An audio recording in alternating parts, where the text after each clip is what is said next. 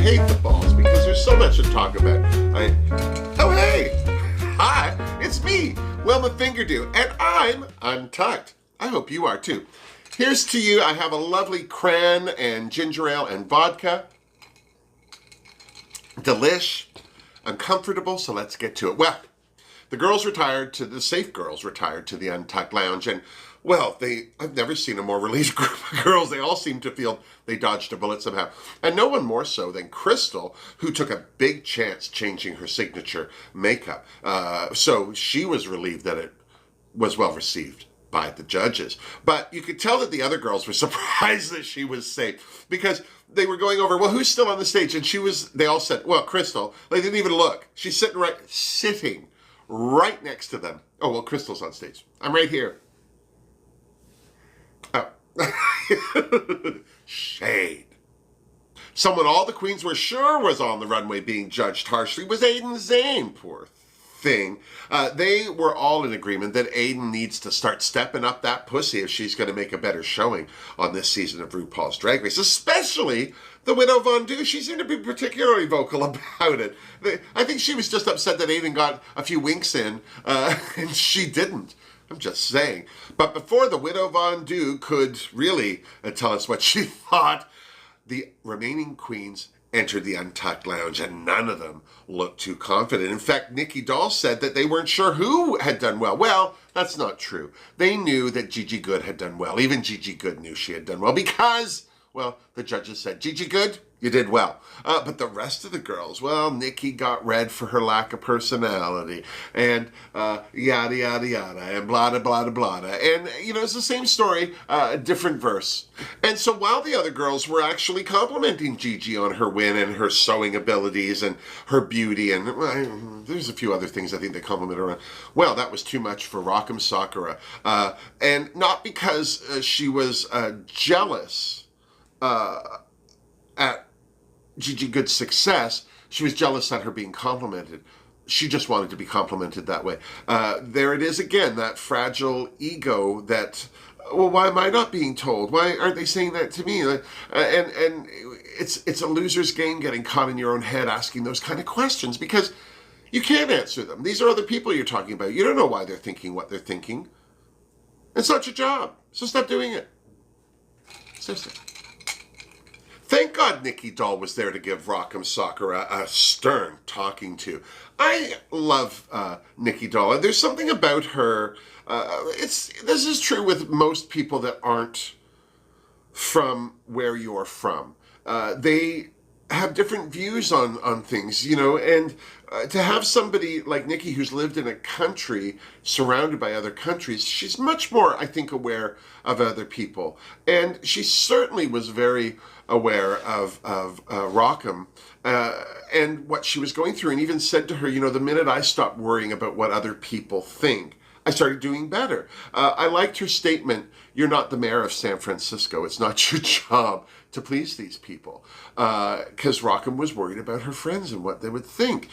So it was just a great little moment that I was glad that Nikki Doll took the time to make, and made me again frustrated that these are the moments the judges aren't seeing. Sweet beans.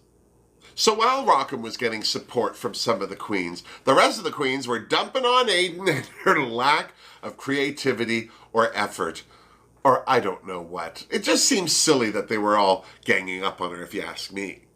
I mean, seriously, if they were so convinced that she had failed, why were they even saying anything to her? They should have just sat back, enjoyed their watered-down cocktail, and waited for her to be told to sashay away. Seriously, why create extra work? Certainly, why would you make anything harder for yourself? I'm so serious. Thank God, RuPaul Drag Race superfan and comedian extraordinaire Leslie Jones entered the workroom, and the girls went mad. It was a mutual love-in. They loved her, she loved them right back. And I have to say, because she's a fan of the show, Leslie had some great things to say to the girls. I mean, she gushed over all the girls, but she picked out a couple to share messages with. First of all, Aiden Zane. She said, well, you have such a sour look. What's going on with you? And she goes, well, I'm not from a big city. It's like, it doesn't matter. I love that she said, I'm from Compton. I'm a 50-year-old black woman. I shouldn't be entertaining people. There's nothing about Leslie Jones's life leading up to her success that said this is what you should be reaching for. And she did. And this is the thing to remember. All of these people that come out of Hollywood, they weren't born there. All of these people that you admire and you work, you are fans of, they're just like the rest of us. And the reason we're fans of them is they strike a chord with us that we're similar with. One of the people that I always reflect on is Cyndi Lauper. I love her. I have always loved her. I love her more now. I wish she had done more acting. I'm probably the only person who liked her in the movie Vibes, but I love Cyndi Lauper. That said, I'll bet you Cyndi in high school had no friends, and I'm sure that I might not have been one of them either. I'll bet you she was a little weird and crazy, but she'd have to be the personality that I am drawn to now. It's the same with anybody. And Aiden, once she gets over that and realizes that she has the potential to be anyone and anything she wants, I think this whole competition is going to become a little bit easier for her. I'm just saying. I like that she also told Nikki Doll that she needs to show more personality on the stage by creating moments. Because that's the thing. You're on the runway, you're presenting an outfit. Where do you show personality there? Well, wherever the hell you want. She says hold it together to get to the end of the runway and then, go for it. Make something weird, do something odd, and then pull it back together. That'll at least let them know that you're crazy. And crazy's better than just a cutout. Do you know what I'm saying? Seriously.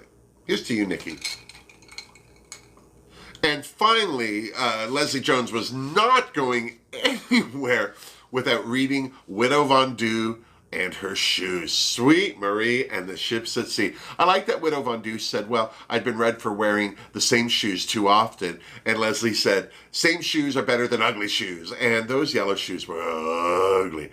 I would have even put them on under the nylons and let the brown tights she was wearing diffuse the yellow a little bit. Something. God bless her. And I thought it was just brilliant when the Widow Von Du asked Leslie to sign her shoes, that she did. I think that's one of my favorite moments in the Untucked Lounge ever. I'm just saying. So the queens returned to the main stage, where we found out that Rock'em Sakura was the one to sashay away. And she didn't just sashay away, she wailed. She cried. I thought she'd lost family members. Do you know what I mean? It was huge. You could see it was just devastating to her. And it really did break my heart, because the other thing that she kept saying was, all these voices in her head saying, you failed, you let us down. I mean, the one thing that everyone has to remember is not to do anything for anyone but yourself.